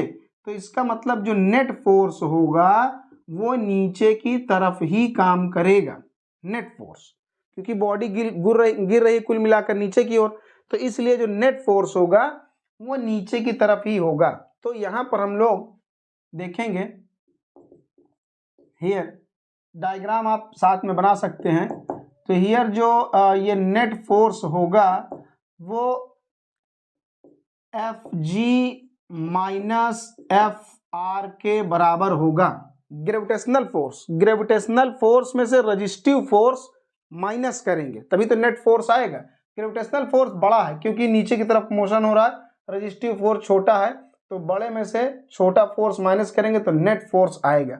अब नेट फोर्स F बराबर होता है m इंटू ए, तो यहाँ पर लिखेंगे m इंटू में a, mass into acceleration. Acceleration यहाँ पर कौन सा, जिस नेट एक्सेलरेशन से बॉडी नीचे गिरेगी वो ये है। ग्रेविटेशनल फोर्स क्या होगा, mg होगा, और रजिस्टिव फोर्स हमने यहाँ पर निकाल कर आपको दिखाया k इंटू वी होगा, k इंटू वी ये है। तो एक्सेलरेशन को आप क्या लिख सकते हैं, dv by dt, change in velocity with respect to time acceleration होता है। तो ये आपका बना m से पूरे में डिवाइड करेंगे तो dv बाई dt, m इधर डिवाइड में आएगा तो m अपॉन m कैंसिल हो जाएगा तो g बचेगा, और यहाँ भी मतलब m दोनों में जब m आएगा तो होल टर्म में डिवाइड होगा, तो इसमें भी डिवाइड होगा इसमें भी डिवाइड होगा, तो k by m into v. अब इसको हम इधर पकड़ ले आएंगे तो dv by dt plus k by m into v is equal to g। अब इसको आप ध्यान से देखिए, ये आपका एक लीनियर डिफरेंशियल इक्वेशन है ऑर्डर फर्स्ट का। कैसे, अब यहाँ पर आप देखिए, जैसे अगर इसको आप इसके लिए अगर बनाएं इक्वेशन तो आपका कैसा होगा, dv बाई dt प्लस यहाँ पर सम फंक्शन ऑफ t इंटू में v इज इक्वल टू यहाँ पर सम फंक्शन ऑफ t, ऐसा बनेगा। अगर v और t में आप बनाएं इक्वेशन तो कोई बात नहीं, यहाँ पर t का फंक्शन होना चाहिए, यहाँ भी t का फंक्शन होना चाहिए। तो यहाँ t का फंक्शन नहीं है तो कोई बात नहीं, t का फंक्शन नहीं है तो ये कांस्टेंट है, कांस्टेंट से कोई लेना देना नहीं है। तो यहाँ v के मल्टीप्लाई में जो t का फंक्शन रहा होगा वो 1 रहा होगा, और साथ में कांस्टेंट तो लिया ही जाएगा। यहाँ भी t का कोई फंक्शन नहीं, ये भी कांस्टेंट है, तो यही हमारा q t की जगह पर यही g आ जाएगा। असल में t का फंक्शन यहाँ पर इंटू में 1 माना जा सकता है, तो 1 के साथ में जो कांस्टेंट है वो भी आ जाएगा। तो इस तरीके से हियर जो आपका पी टी होगा वो k बाई m होगा। इसमें यहाँ पर t नहीं है तो t को आप इंटू में 1 मानिए t की जगह पर। कांस्टेंट टर्म तो साथ में आता ही है, उसमें कोई दिक्कत वाली बात नहीं है। एंड q ऑफ t बराबर क्या आ जाएगा, g। तो जब आपको pt और qt पता चल गया तो इसका इंटीग्रेटिंग फैक्टर आप निकालेंगे। तो now integrating factor is equal to E का power P T D T. तो पी टी की जगह पर हो जाएगा के बाई एम डी टी। तो ये इसको आप इंटीग्रेट करेंगे। भाई के बाई एम आपके लिए कांस्टेंट है, तो के बाई एम चुपचाप पड़ा रहेगा और डी टी का इंटीग्रेशन हो जाएगा टी। तो ये हो जाएगा ई का पावर के टी बाई एम। तो ये हमने क्या निकाला, इंटीग्रेटिंग फैक्टर। तो ये इंटीग्रेटिंग फैक्टर आ गया ई का पावर के टी बाई एम। तो अब इसका सोल्यूशन क्या होगा, so that required solution is, तो रिक्वायर्ड सोल्यूशन यहां पर क्या होगा, इस डिफरेंशियल इक्वेशन का क्या होगा, यहाँ v डिपेंडेंट वेरिएबल है तो v के लिए सॉल्व होगा। तो यहाँ पे हम लोग लिखेंगे v इंटू में जो भी इंटीग्रेटिंग फैक्टर हो, और यहाँ पर फिर हम लोग लिखेंगे क्यू टी, और जो भी इंटीग्रेटिंग फैक्टर हो वो लिखा जाएगा और t के रिस्पेक्ट में इंटीग्रेट करेंगे प्लस कांस्टेंट, यही लिखा जाएगा v और t के लिए। तो यहाँ पर v हमने लिखा,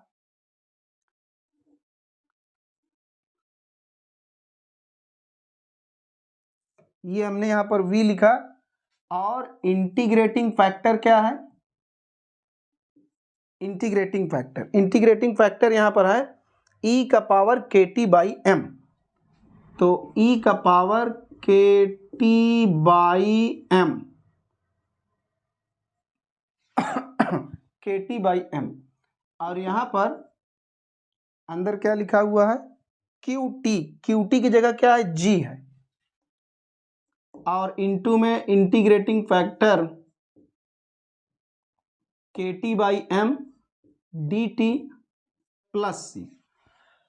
तो ये इस तरीके से निकल आएगा। तो यहाँ पर v e का पावर के टी बाई एम, g आपका कांस्टेंट है वो चुपचाप बाहर आ जाएगा, e का पावर, इसको x मानिए, e के पावर x का जो इंटीग्रेशन होगा वो e का पावर x ही होगा, लेकिन जो t का कोफिशिएंट k बाई एम वो डिवाइड में आ जाएगा, और प्लस यहाँ पर c। तो e के पावर के टी बाई एम का इंटीग्रेशन हमने कर दिया। इंटीग्रेट करने पर जो कोफिशिएंट होता है वो डिवाइड में आ जाता है।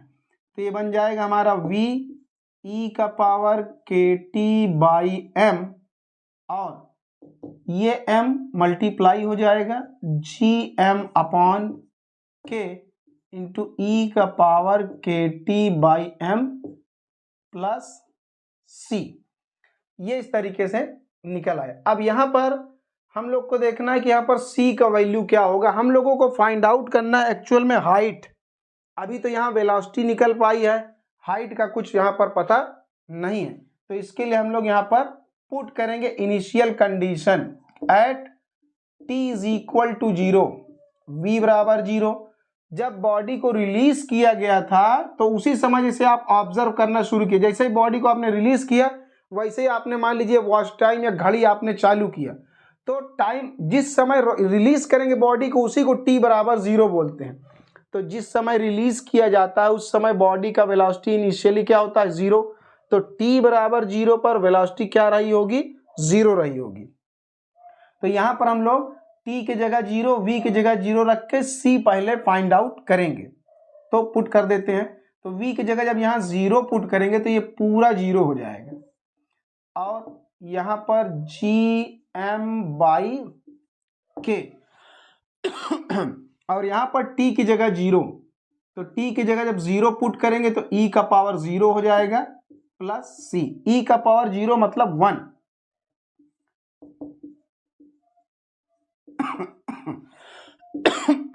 Plus c। तो c इज इक्वल टू, ये इस साइड आएगा माइनस का जी एम अपॉन के। तो इस तरीके से आपने c का वैल्यू फाइंड आउट कर लिया। इस वाली इक्वेशन का नाम हम लिख दे रहे हैं इक्वेशन 1। इसका नाम हमने इक्वेशन 1 लिख दिया। so that equation 1 becomes तो अब इक्वेशन 1 क्या बन जाएगी, यहां पर हम लोग वैल्यू पुट करेंगे, तो v इंटू ई का power kt by m and ये gm अपॉन k और e का पावर यहां पर kt बाई एम और c की जगह हमने क्या निकाला है, माइनस का gm अपॉन में k। अब यहां से v का वैल्यू निकालने के लिए एक बढ़िया तरीका, e का पावर kt बाई एम से पूरे में डिवाइड कर दें, तो यहां पर डिवाइड करेंगे e का पावर kt बाई एम से तो गायब हो जाएगा, यहां भी गायब हो जाएगा, तो gm बाई k बचेगा और यहां से माइनस का gm अपॉन k और ये यहाँ इसके अपॉन में डिवाइड हुआ तो e का पावर kt बाई एम गायब, यहां से गायब, इसके अपॉन में आएगा तो जब ऊपर आएगा तो e का पावर माइनस का kt बाई एम हो जाएगा। तो इस तरीके से हम लोगों ने v का वैल्यू अभी फिलहाल फाइंड आउट करा, लेकिन हमारा टारगेट क्या है, हम लोगों का टारगेट है h निकालना, हाइट। ये तो v के लिए सॉल्व हो गया, लेकिन अभी h निकालना बाकी है, तो इसके आगे हम लोग h फाइंड आउट करेंगे। तो ये वर्ड प्रॉब्लम है, थोड़ा सा बड़ा है लेकिन कोई दिक्कत वाली बात, यहाँ तो आप क्वेश्चन यहाँ तक तो सॉल्व कर ही रहे थे अभी तक, जैसे आपने y निकाला, x निकाला, तो वैसे यहाँ पर v निकल आया, कोई दिक्कत वाली बात नहीं, लेकिन थोड़ा सा और आगे यहाँ पर क्वेश्चन को ये बढ़ा रहा है। तो यहाँ पर हम लोग एक चीज देख रहे हैं हियर कि v is equal to dh by dt होगा, क्योंकि फॉर्मूला है डिस्टेंस अपॉन टाइम वेलोसिटी होता है, तो यहाँ पर ये डिस्टेंस ट्रेवल कर रहा है वर्टिकली डाउनवर्ड नीचे की ओर ये आ रहा है। तो यहाँ पर एक ध्यान देने वाली बात है कि जब ये बॉडी ऊपर से नीचे की तरफ आएगी तो वेलोसिटी तो बढ़ेगी, लेकिन जैसे जैसे ये बॉडी नीचे आएगी वेलोसिटी बढ़ रही है, लेकिन इसकी हाइट क्या हो रही है, कम हो रही है, इसलिए यहाँ पर क्या लगेगा, माइनस लगेगा, क्योंकि velocity change in height velocity के बराबर तो है, लेकिन यहाँ पर हाइट घट रही है और वेलोसिटी बढ़ रहा है, इसलिए यहाँ आपको v बराबर माइनस का dh बाई dt लेना होगा। इस वाले का नाम हम लोग लिख दे रहे हैं इक्वेशन 2, इसका नाम हमने लिख दिया इक्वेशन 2। तो फ्रॉम इक्वेशन 2 से यहां पर हम लोग पुट कर देंगे माइनस का dh बाई dt और यहां पर gm upon k and minus का gm अपॉन k और e का पावर माइनस का kt बाय m, ये बन गया। तो इसको हम लोग उस साइड dt को मल्टीप्लाई करेंगे और इंटीग्रेट कर देंगे तो h आपका निकल आएगा। इसको हम क्या करेंगे, दोनों साइड इसको इंटीग्रेट करेंगे, तो थोड़ी इसके लिए हम लोग जगह बना ले, थोड़ा ये बड़ा क्वेश्चन है, तो ये हो गया। अब ये उस साइड चला जाएगा, तो यहां से ये dh is equal to minus भी हम उधर ले जाएंगे, dt उधर मल्टीप्लाई कर, तो माइनस जब इधर आ जाएगा तो ये बन जाएगा माइनस का gm अपॉन k और माइनस मतलब पूरे माइनस के मल्टीप्लाई कर देंगे तो ये प्लस हो जाएगा, ये माइनस और ये प्लस, तो प्लस का gm बाई k और e का पावर माइनस का kt बाई m, तो यहाँ इसके पूरे के मल्टीप्लाई में dt आ गया है, वो जगह नहीं है तो हमने थोड़ा नीचे लिख दिया है, तो पूरे ब्रैकेट के मल्टीप्लाई में ये dt हो गया। तो अब दोनों साइड इंटीग्रेट करेंगे, तो जब हम दोनों साइड इसको इंटीग्रेट कर देंगे तो क्या आ जाएगा, h आ जाएगा। तो इंटीग्रेट करेंगे तो यहां से dh का इंटीग्रेशन आ जाएगा h और माइनस का जी एम। अब इसको भी टी के रिस्पेक्ट में करना है, तो ये तो हमारा कांस्टेंट है। जब यहाँ पर डी टी मल्टीप्लाई होगा और इंटीग्रेट करेंगे तो यहाँ पर आप लिख लीजिए ऑन इंटीग्रेशन इट गिव्स। तो इंटीग्रेट करा जा रहा है, बिल्कुल सिंपल सा इंटीग्रेशन है। तो डी टी यहाँ बाहर लिखा है तो डी टी यहाँ भी आएगा, तो डी टी का इंटीग्रल यहाँ पर एक टी दे देगा मल्टीप्लाई में।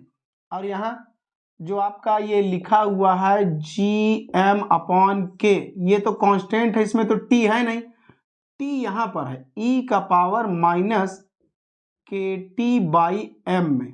तो ई के पावर माइनस एक्स, जैसे यहाँ पर अगर एक्स लिखा है तो ई की पावर एक्स का इंटीग्रेशन ई का पावर एक्स ही होगा, लेकिन जो टी का कोफिशिएंट है के बाई एम वो डिवाइड में आ जाएगा। तो जो इसका कोफिशिएंट है के बाई एम माइनस का वो डिवाइड में आ जाएगा। और प्लस यहाँ पर एक आर्बिट्ररी कांस्टेंट आ जाएगा ए। यहाँ पर हमने कांस्टेंट सी लगाया था, वहां ए लिख दिया, या C1 C2 कुछ भी लिख सकते हैं। तो एक कांस्टेंट हमने लगा दिया ए। अब ये यहाँ पर जाकर ऊपर मल्टीप्लाई हो जाएगा। पहले इसको हम सॉल्व कर लें थोड़ा सा। ये हो गया माइनस का जी एम टी बाई के। अब ये m प्लस माइनस यहाँ माइनस लगेगा, m उलट के इसमें मल्टीप्लाई हो जाएगा, तो जी एम स्क्वायर अपॉन के स्क्वायर। तो ये ऊपर जाएगा तो m square by k square multiply हो जाएगा, और इनटू में e का पावर माइनस के टी बाय एम अपनी जगह पर, अब प्लस एक आर्बिट्ररी कांस्टेंट a। अब यहाँ पर a हमारे लिए क्या है, अननोन है। ये भी इंटीग्रेट करने पर एक कांस्टेंट आया है, तो इस कांस्टेंट को भी हम फाइंड आउट कर सकते हैं। कैसे? At t is equal to 0, जब टाइम 0 था, जब बॉडी गिरना शुरू करी तो उस समय हाइट कितनी थी? उस समय इसको चलने के लिए पूरी हाइट पड़ी हुई थी, क्योंकि बॉडी यहाँ से, जैसे मान लीजिए यहाँ से जब बॉडी गिरना शुरू करी और यहाँ तक नीचे यहाँ तक आना है, तो जैसे ही आप इसको रिलीज करेंगे तो t बराबर 0 रहेगा। तो उस समय हाइट कितनी होगी? हाइट इसके लिए पूरी सामने पड़ी हुई है, ट्रेवल करने के लिए पूरी हाइट पड़ी हुई है। तो यानी उस समय हाइट h जो है, पूरी फुल हाइट h 0 के बराबर रही होगी। यहाँ पे लिखा हुआ है, इसको हाइट h 0 से गिराया जा रहा है। तो जैसे रिलीज करेंगे तो t तो 0 है, लेकिन हाइट उस समय चलने के लिए पूरी हाइट पड़ी है। तो इसको हम लोग यहाँ पर पुट करेंगे, तो ये एट t बराबर 0 and h is equal to h0। तो यहाँ पुट करके हम a निकाल लेंगे। इसका नाम हम लोग लिख दे रहे हैं इक्वेशन 3। इसका नाम इक्वेशन 3 है। तो यहाँ पर h की जगह पर हम लोग h0 लिखेंगे, t की जगह 0। जब यहाँ t की जगह 0 रखेंगे तो ये वाला टर्म आपका पूरा गायब हो जाएगा, माइनस का g m square by k square. और यहाँ भी आप t की जगह 0 रखेंगे तो e का पावर 0 यानी 1 प्लस a। तो अब ये इधर ये पूरा इस साइड शिफ्ट हो जाएगा, तो h0 ये माइनस में तो प्लस का हो जाएगा, जी m square by k square बराबर में a। तो इस तरीके से आपने यहां से ये फाइंड आउट कर लिया a का वैल्यू। a आपका क्या है, जो इंटीग्रेशन कांस्टेंट है वो आपने इसको पता लगा लिया, ये हो गया। तो अब a का वैल्यू उठाकर इक्वेशन 3 में हम लोग पुट कर देंगे। पुट तो कर देंगे, लेकिन इतना बड़ा ये जो इक्वेशन है इसके लिए थोड़ा सा हमारे पास जगह कम है, लेकिन किसी तरीके से हम लोग को इसी में एडजस्ट कर देना है, कोई दिक्कत नहीं है। तो नाउ इक्वेशन 3 बिकम्स, तो इक्वेशन 3 क्या बन जाएगा? तो यहाँ पर हम लोग a की जगह ये पुट करेंगे, h naught plus g m square by k square. तो यहाँ h is equal to minus का जी एम टी बाई के लिखा हुआ है, एंड माइनस का gm² / k² और e का पावर -kt/m प्लस a की जगह पर क्या लिखेंगे, h0 प्लस gm² / k²। तो इसको हम लोग थोड़ा सीक्वेंस में लिख दें तो h is equal to h0 पहले लिख देंगे और माइनस का gmt/k। h0 हमने लिख दिया और ये लिख दिया। अभी इसमें और इसमें से हम लोग कॉमन लेंगे प्लस का gm² / k², ये हमने कॉमन ले लिया। तो अब इसको लिखने के लिए जगह तो एक लाइन में हमारे पास है नहीं, तो ये हमने जगह आपके लिए बना लिया, बिल्कुल सुंदर जगह। ये यहाँ पर एक लाइन में फिट इसको हम बैठा देंगे, जैसे देखने में ये काफ़ी सुंदर लगे, इसी जगह पर ये बैठेगा। तो ये h is equal to h0 plus के बाद प्लस क्या, यहाँ पर इसको हम लिखने वाले हैं पहले माइनस का gmt/k और यहाँ से हम लोग gm² / k² कॉमन लेंगे। तो यहाँ से gm² / k² निकल गया तो 1 बचा और यहाँ से gm² / k² निकल गया तो माइनस का e का पावर -kt/m ये बचा। तो ये आपका बिल्कुल सुंदर सा रिक्वायर्ड सॉल्यूशन फाइनली आ जाएगा। तो इस तरीके से हम लोगों ने क्वेश्चन नंबर 5 ये कंप्लीट कर लिया। यहाँ पर आप लोग एक चीज़ और थोड़ा सा ध्यान देना चाहें तो और एक्यूरेसी के साथ, तो h एक्चुअल में जो है वो t का फंक्शन है, h जो है t के अकॉर्डिंग चेंज कर रहा है।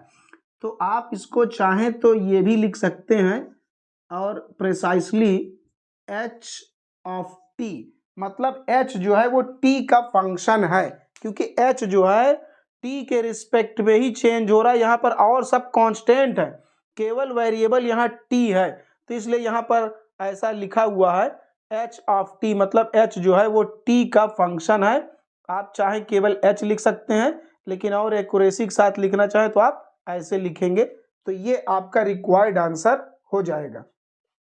तो अब आज की क्लास का ये लास्ट क्वेश्चन है, 6th वाला क्वेश्चन। तो यहाँ पर ये गिवन है हमारा 3y + xy + 2 dx, और ये जो प्लस का x dy है इसको हम उस साइड शिफ्ट कर देंगे तो माइनस का x dy बन जाएगा। अब ये x पूरे के इधर डिवाइड में आ जाएगा, हर टर्म में डिवाइड हो गई।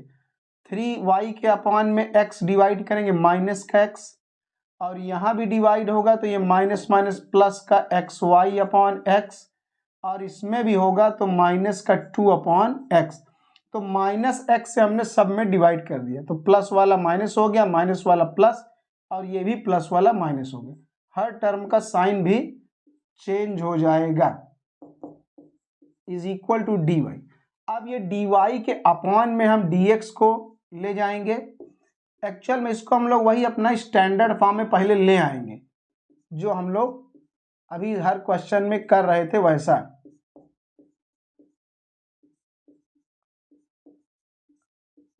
तो ये आ गया। अब यहाँ पर हम लोग देख रहे हैं कि y हमारा क्या है, y डिपेंडेंट वेरिएबल है, तो यहाँ पर हम लोग y वाले को पहले कॉमन लेकर इस साइड ले आए। तो हम लोग यही करते हैं कि y वाला हम लोग इधर पूरा ले आते हैं, तो प्लस का 3y अपॉन x और माइनस का xy अपॉन में x, और जो ये x का प्योर फंक्शन है ये अपना चुपचाप उधर पड़ा रहेगा।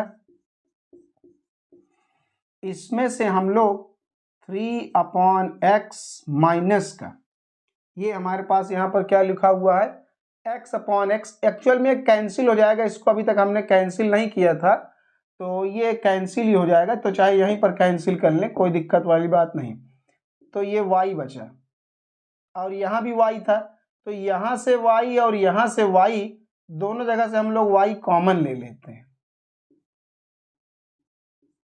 ये ऐसा इक्वल में -2/x, तो ये वही है, x सबके अपॉन में डिवाइड हो गया तो ये xy/x, तो ये x/x कैंसिल हो जाएगा, तो वहाँ हमने नहीं कैंसिल किया था, कोई बात नहीं, तो नीचे आके आप कहीं भी कैंसिल कर दीजिए, वहीं पे कट जाता तो केवल y बचता, तो ये वही है, y यहाँ पर बचा हुआ है। तो y यहाँ से और यहाँ से हमने कॉमन ले लिया, तो 3/x माइनस का 1 ये बना। तो अब इसको आप कंपेयर करेंगे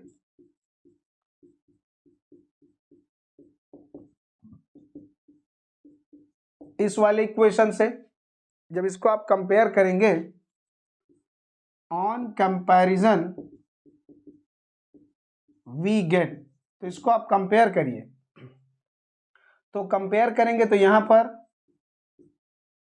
px की जगह आपको मिलेगा 3/x माइनस 1 एंड qx की जगह पर आपको मिलेगा -2/x, ये मिला। तो अब आप इसका इंटीग्रेटिंग फैक्टर निकालेंगे, तो नाउ इंटीग्रेटिंग फैक्टर क्या होगा, e का पावर इंटीग्रल px dx, तो ये जो px है इसी को x के रिस्पेक्ट में इंटीग्रेट करेंगे और e का पावर में लगा देंगे, तो 3/x, तो 3 अपनी जगह पर रहेगा, 1/x यानी log ऑफ x, और यहाँ पर -1 का इंटीग्रेशन x हो जाएगा, तो इसको हम लोग अलग अलग लिखेंगे, तो अब ये हमारा बन जाएगा e का पावर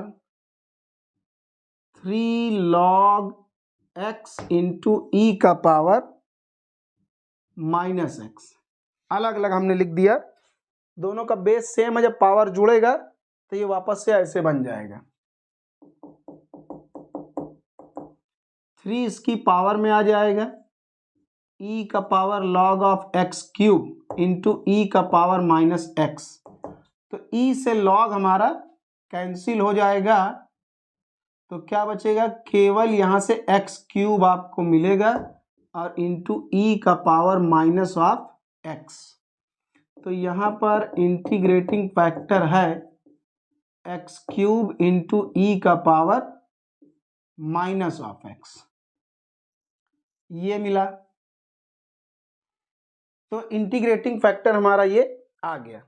तो नाउ या तो so that it's required solution is, तो इसका रिक्वायर्ड सॉल्यूशन क्या होगा, यहाँ पर y हमारा डिपेंडेंट वेरिएबल है, तो इसके लिए क्या लिखेंगे, जो भी डिपेंडेंट वेरिएबल हो इनटू में इंटीग्रेटिंग फैक्टर, फिर यहाँ पर qx और इनटू में इंटीग्रेटिंग फैक्टर प्लस c, तो इंटीग्रेटिंग फैक्टर हमारे पास है x क्यूब इंटू e का पावर -x, और यहाँ qx की जगह हमारे पास क्या है, -2/x, -2/x into integrating factor यहाँ पर x क्यूब इंटू e का power -x dx plus c, और यहाँ y(x क्यूब e का पावर -x, -2 कांस्टेंट है वो बाहर आ जाएगा, इसको जब डिवाइड कर देंगे तो ये हो जाएगा x स्क्वायर e का power -x dx plus c। तो अब इसके लिए एक आसान तरीका, जैसे आप यहाँ पर देख रहे हैं, अगर ये e का पावर x है इंटू में x स्क्वायर है, अगर इसको आप इंटीग्रेट करेंगे तो इसके लिए कितना आसान और बढ़िया तरीका आप हो सकता है पहले से जानते हो। तो अगर e का पावर x लिखा है और इंटू में x की कोई भी पावर लगी है, तो क्या करना है, e की पावर x को बाहर लिखना है। यहाँ पर एक्चुअल में e का पावर माइनस एक्स है, हम पहले e के पावर x को आपको बता रहे हैं तो उसकी हेल्प से आप ये लिख लेंगे। तो e का पावर x आपको बाहर लिखना है और ये जो फंक्शन है पहले इसको यहाँ लिखेंगे, फिर इसको डिफरेंशिएट करेंगे, फिर और डिफरेंशिएट करेंगे। पहले इसको डिफरेंशिएट करा तो ये मिला, इसको डिफरेंशिएट करा तो ये मिला। ये तब तक चलेगा जब तक कांस्टेंट टर्म ना आ जाए। तो पहला टर्म प्लस, फिर माइनस, फिर प्लस, हो गया इंटीग्रेशन।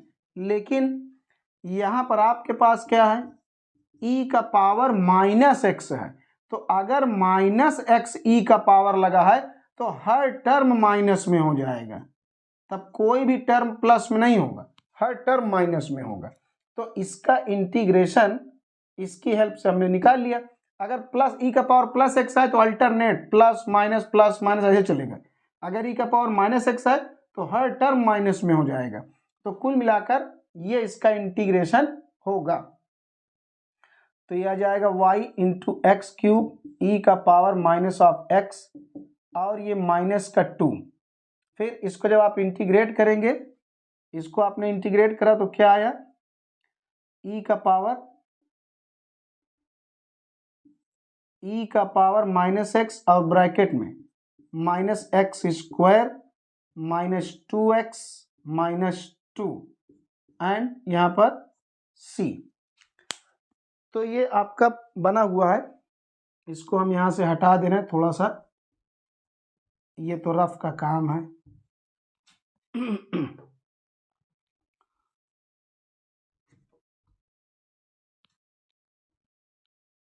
तो अब यहाँ से सबसे पहले हम लोग e का पावर माइनस एक्स से पूरे में डिवाइड करेंगे। तो यहाँ e का पावर माइनस एक्स गायब हो जाएगा, यहाँ गायब हो जाएगा।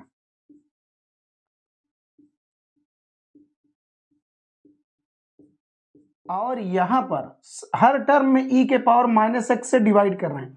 तो जब c में इसमें डिवाइड होगा गायब हो जाएगा, यहाँ डिवाइड होगा तो गायब हो जाएगा।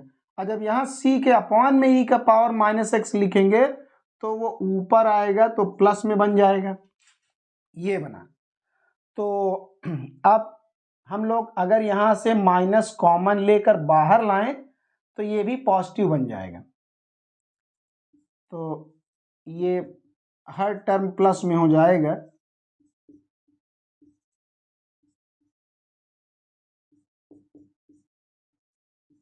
ये हम लोग चाहें तो एक्स क्यूब से पूरे में डिवाइड कर दें तो y का वैल्यू बिल्कुल आराम से निकल आए। इसको अंदर मल्टीप्लाई कर देंगे तो 2x square plus 4x plus 4 plus c e का पावर x, और ये एक्स क्यूब डिवाइड में चला जाएगा तो हर टर्म के में डिवाइड होगा, हर टर्म में डिवाइड किया जाएगा। तो कांस्टेंट वाला टर्म हम पहले ही लिख दे रहे हैं, c e का power x upon x cube plus यहां से ये कैंसिल हो जाएगा तो 2 अपॉन एक बार x बचेगा और ये 4 अपॉन में एक्स स्क्वायर बचेगा और 4 अपॉन एक्स क्यूब बचेगा। तो ये आपका रिक्वायर्ड सॉल्यूशन आ जाएगा क्वेश्चन नंबर 6 का। तो इस तरीके से जैसा हमने आपको बताया था कि आज की क्लास में हम लोग क्वेश्चन नंबर 1 से लेकर 6 तक कंप्लीट करेंगे। तो इस तरीके से आपका ये कंप्लीट हो गया। अगली क्लास में हम लोग जो बाकी का बचा हुआ क्वेश्चन है इस एक्सरसाइज का उसको भी पूरा सॉल्व करेंगे।